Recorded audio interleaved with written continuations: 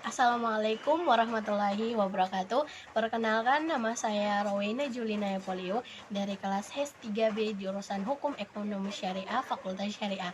Nah, baiklah, saya akan memaparkan materi saya tentang pandangan masyarakat tentang hukum pembagian waris antara lelaki dan wanita 1:1. Al-Quran dalam ajaran Islam merupakan kitab suci yang berisi kumpulan firman Allah Subhanahu wa Ta'ala yang diwahyukan kepada Nabi Muhammad SAW sebagai kitab samawi. Salah satu problem yang sangat krusial mendapat perhatian dan bimbingan Al-Quran adalah masalah keluarga dan waris. Salah satu ayat yang menjelaskan tentang hukum waris adalah surat An-Nisa ayat 11, yang dimana sebabnya berkenaan dengan istri Sa'ad bin Rabi datang menghadap Rasulullah untuk menyampaikan masalahnya. Ketika itu ia berkata, "Wahai Rasulullah, dua orang putri ini adalah anak Rabi yang telah mengikuti peperangan bersama engkau dan gugur di medan Uhud. Sepeninggal Rabi, paman kedua anak ini telah mengambil seluruh harta kekayaan peninggalannya, sedangkan dua anak ini akan sulit mendapatkan jodoh kalau tidak memiliki harta kekayaan." Sehubungan dengan pertanyaan itu, Rasulullah Shallallahu Alaihi Wasallam bersabda, Allah akan memberikan keputusan hukum dalam masalah ini.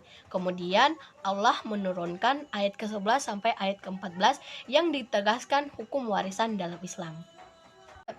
Kemudian Rasul menjumpai paman keduanya dan bersabda, berikanlah kepada kedua putri Sa'ad sebanyak 2/3 dan kepada ibunya sebanyak 1/8 dan sisanya untuk kamu. Sepakat bahwasanya pembagian waris 1:1 tidak bisa. Soalnya hidup kita berpedoman pada Al-Quran dan hadis, dan dalam Al-Quran tidak ada pembagian waris 1:1. Jadi tentu saja beda pembagian waris antara lelaki dan perempuan. Walaupun hukum kewarisan sudah diatur dalam Islam dengan jelas, namun kenyataannya di masyarakat masih belum tersosialisasi dengan baik. Hukum adat yang banyak berkembang di masyarakat adalah cara pembagian harta warisan, yang dimana kebanyakan dari masyarakat lebih memilih untuk menggunakan hukum adat dalam menyelesaikan masalah terkait harta peninggalan. Dapat dilihat dari realitas pembagian harta warisan yang dilakukan oleh masyarakat Ketangbaru. Masih banyak belum menerapkan hukum agama. Jadi mereka masih menganggap bahwa laki-laki sebagai tulang punggung keluarga. Jadi tidak bisa dapat pembagian 1:1 dalam warisan.